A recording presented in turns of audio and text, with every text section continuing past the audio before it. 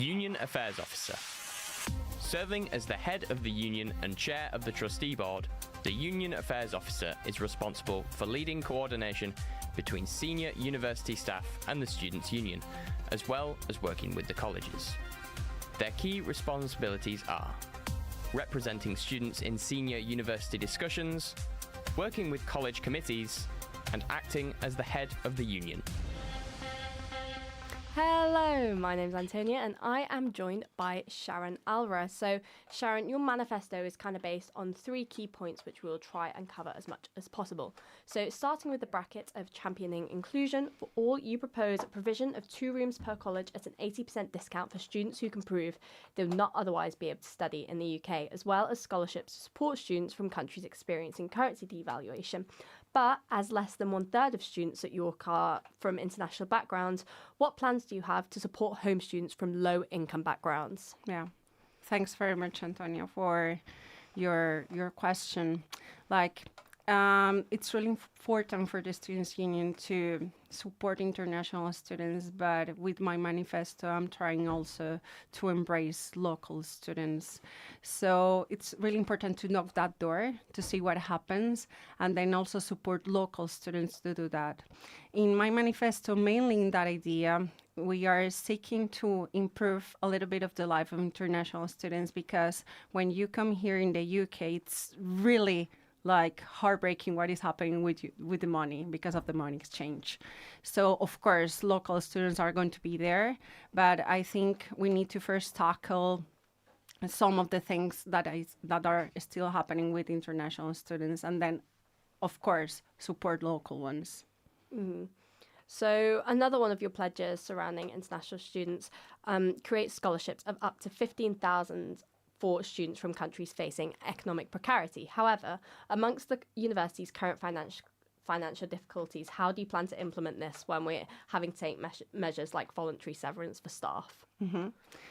Strategic partnerships and strategic alliances are super important for every students' union. So we have the University of York as first supporter, and I think, and I'm willing to do this with the City Council as well, to make this affordable. I know it is possible to do that, to have this scholarship for the ones that are struggling the most with the money exchange and money devaluation. Mm-hmm. So whilst devalued currency can have a really profound impact on individuals from regions across the world, how do you balance this with supporting students from war-torn countries across the world at York, like the York Sanctuary Fund does? So how do you balance supporting the two without sort of doing things at the expense of the other? For the scholarship thing, are you saying? Just for everything, how would you support both groups of students, people from war-torn countries as well as people who have faced devalued currency? Yeah, that's a super interesting question, because we know that the Students' Union, it's a million Students' Union. Last year, they were handling £5 million. With those £5 million, we can do a lot of things. So I think this is strategic, and we need to be really strategic with the funds that the Students' Union is earning. And I know with these £5 million, we can do it possible. Mm-hmm. So you obviously speak a lot about championing inclusivity and better opportunities, but you don't speak about financially supporting people partaking in things like internships and work experience, and often students face difficulties when paying for things like travel to work experience or formal attire. Mm-hmm. How do you plan to further bolster this vital support? Yeah. One of the friends that I have, a Latin American friend from Mexico, told me about the placements. The placements are already in my manifesto. He has got a placement in Oxford. Strategic alliances are super important. And this friend of mine told me, I have talked with Oxford, and they are going to help me, because Oxford is more expensive than York. So I think, and to being a Union Affairs officer, it's really important to support students by doing this. It's not just in the hands of the students. We can do it, and we can represent the students to do this, so they can feel like we are supporting them to fill in the gaps with expenses and all that stuff. Mm-hmm. And you've been quite critical of some of the networking opportunities available on campus to students. Why do you sort of think that the current modes and models of networking opportunities and alumni talks aren't working, and how would you plan to improve them? I've been here for almost 7 months, and I've seen we don't know how to make proper connections and smart networking. That's really important to succeed in life. So I'm eager to project that in better and smart networking sessions in which we can be in front of the alumni, we can be in front of lecturers, we can be in front of leaders of high and potential multinational companies, organizations, and we need to know and learn how to do networking. I think that's basically what happens when you go outside and find a job, and you have to be able to connect with people and to talk with people, not just to stand in front of them and then go to your house and not even having the contact of this important person. We need to do that, not just like getting the job and getting to know how to make the interview. You need to know how to connect with people, and I'll be doing that in this role. Mm-hmm. And you mentioned the importance of investing in campus safety. And say how you'd like more lighting across campus exit, but this is something the incumbents have already tried to tackle this year, but have faced great difficulties with the council and the university. So how would your approach be different? How could you assure that you're the candidate to provide this sort of improved safety? Yeah, that has been asked in the debate as well. I'm an expert in knocking doors. That's why I'm here in the UK, because I knocked the door. And surprisingly, I won a scholarship to study in this amazing country. I will be knocking the door until they open the door. It's really important. It's not just my idea. It's a need. It's a necessity for the students. So if the door is not open at first sight, we will be knocking that again, and then make the students' voice heard.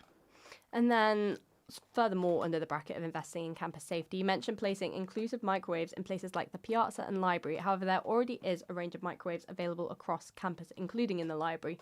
Do you just plan to implement more microwaves, and what do you mean by inclusive microwaves? Or are there more ways you sort of plan to support affordability in regards to food on campus? They are hidden.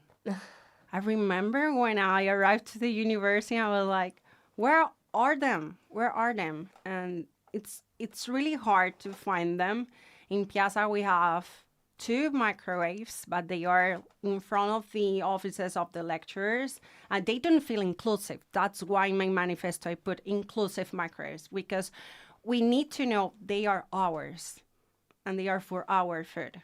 And it's important to find or to see an object and say, okay, this is for me. This is for me to have a better student life.